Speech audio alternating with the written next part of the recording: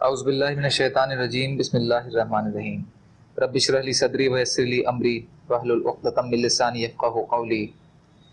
حیات الصحابہ رضی اللہ عنہم، حصہ اول، دعوت کا باب۔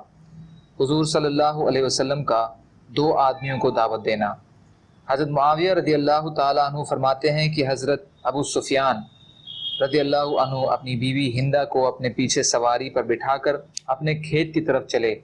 میں بھی دونوں کے آگے آگے چل رہا تھا اور میں نوعمر لڑکا اپنی گدھی پر سوار تھا کہ اتنے میں حضور صلی اللہ علیہ وسلم ہمارے پاس پہنچے۔ ابو سفیان نے کہا، اے معاویہ، نیچے اتر جاؤ تاکہ محمد سوار ہو جائیں صلی اللہ علیہ وسلم۔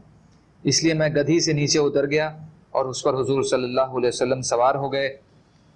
آپ ہمارے آگے آگے کچھ دیر چلے، پھر ہماری طرف متوجہ ہو کر فرمایا، اے ابو سفیان بن حرب، اے ہند بن عتبہ، اللہ کی قسم تم ضرور مرو گے، پھر تم کو دوبارہ زندہ کیا جائے گا، پھر نیک لوگ جنت میں جائیں گے اور بدکار لوگ دوزخ میں جائیں گے، اور میں تم کو بالکل صحیح اور حق بات بتا رہا ہوں، اور تم دونوں ہی سب سے پہلے اللہ کے عذاب سے ڈرائے گئے ہو۔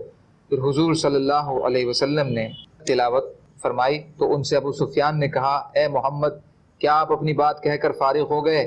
آپ نے فرمایا، جی ہاں۔ حضور صلی اللہ علیہ وسلم گدھی سے نیچے اتر آئے اور میں اس پر سوار ہو گیا۔ حضرت ہند نے حضرت ابو سفیان کی طرف متوجہ ہو کر کہا، کیا اس جادوگر کے لیے تم نے میرے بیٹے کو گدھی سے اتارا تھا؟ نعوذ باللہ۔ ابو سفیان نے کہا، نہیں، اللہ کی قسم یہ جادوگر اور جھوٹے آدمی نہیں ہیں۔ کنز الامال حصہ 7 پیج نمبر 94، ہیثمی حصہ 6 پیج نمبر 20۔ حضرت یزید بن رومان رحمۃ اللہ علیہ کہتے ہیں، حضرت عثمان بن عفان، حضرت طلحہ بن عبید اللہ رضی اللہ عنہم دونوں حضرات زبیر بن عوام رضی اللہ عنہ کے پیچھے پیچھے چلے اور دونوں حضور صلی اللہ علیہ وسلم کی خدمت میں حاضر ہوئے۔ حضور صلی اللہ علیہ وسلم دونوں پر اسلام کو پیش کیا اور قرآن کو پڑھ کر سنایا، اور دونوں کو اسلام کے حقوق بتائے، اور ان دونوں سے اللہ کی طرف سے اکرام اور عزت ملنے کا وعدہ فرمایا۔ اس لیے وہ دونوں ایمان لے آئے اور دونوں نے تصدیق کی۔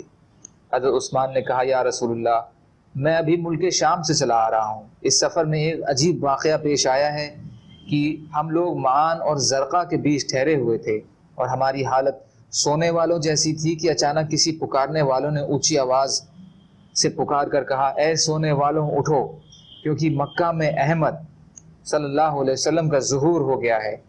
پھر ہم مکہ میں آتے ہی آپ کی خبر ہم نے سنی، اور حضرت عثمان شروع زمانے میں ہی حضور صلی اللہ علیہ وسلم کے دار ارقم میں تشریف لے جانے سے پہلے مسلمان ہو گئے تھے۔ ابن سعد حصہ 3 پیج نمبر 55۔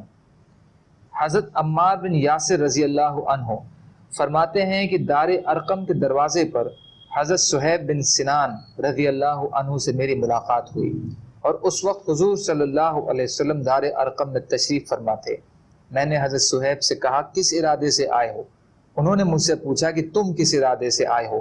میں نے کہا کہ میں اس ارادے سے آیا ہوں کہ محمد کی خدمت میں جا کر ان کی باتیں سنوں صلی اللہ علیہ وسلم۔ انہوں نے کہا، میرا بھی یہی ارادہ ہے۔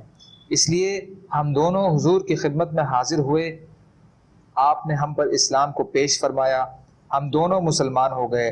پھر اس دن شام تک ہم وہیں ٹھہرے رہے، پھر وہاں سے ہم چھپ کر نکلے۔ حضرت عمار رضی اللہ تعالی عنہ اور حضرت صہیب رضی اللہ عنہ 30 سے کچھ زیادہ مسلمانوں کے بعد مسلمان ہوئے تھے۔ حدیث ابن سعد حصہ 3 پیج نمبر 347 سے لی گئی۔ حضرت خبیب بن عبد الرحمن رحمۃ اللہ علیہ کہتے ہیں، حضرت اسد بن جرارہ اور زقوان بن عبد قیس رضی اللہ تعالی عنہم مدینے سے مکہ عتبہ بن ربیعہ سے اپنا کوئی فیصلہ کروانے کے لیے چلے۔ وہاں آ کر دونوں نے نبی اکرم صلی اللہ علیہ وسلم کے بارے میں کچھ سنا۔ وہ دونوں حضور صلی اللہ علیہ وسلم کی خدمت میں حاضر ہوئے۔ آپ نے ان دونوں پر اسلام پیش فرمایا اور ان کو قرآن پڑھ کر سنایا۔ وہ دونوں مسلمان ہو گئے اور عتبہ بن ربیعہ کے قریب بھی نہیں گئے، اور ویسے ہی مدینے کو واپس چلے گئے، اور یہ دونوں سب سے پہلے مدینے میں اسلام کو لے کر پہنچے۔ ابن سعد حصہ 3 پیج نمبر 608۔ سبحان اللہ و بحمدہ سبحانک اللہم بحمدک اشہد ان لا الہ الا انت استغفرک و اتوب الیک سبحان ربک رب العزت عما یصفون وسلام علی المرسلین والحمد للہ رب العالمین برحمتک یا ارحم الراحمین لا الہ الا اللہ محمد رسول اللہ.